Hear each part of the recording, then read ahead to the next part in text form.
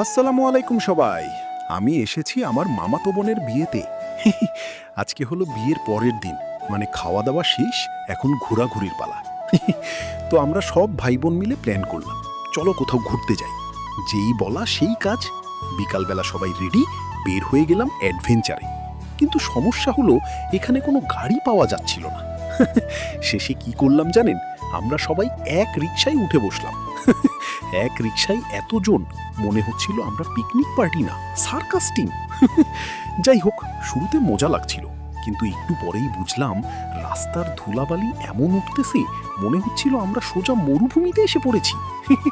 ধুলা খেতে খেতে, কাশি দিতে দিতে অবশেষে আমরা পৌঁছে গেলাম পার্লেন্ট পার্ক প্যারাবোতে।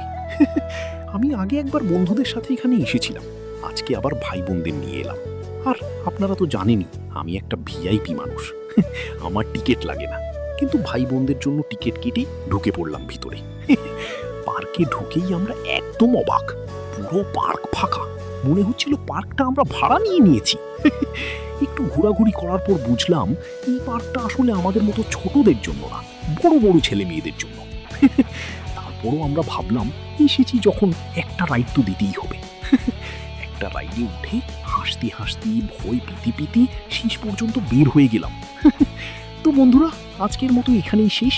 পরবর্তী ভিডিওতে দেখবেন আমরা আবার কোথায় কোথায় ঘুরতে গেলাম।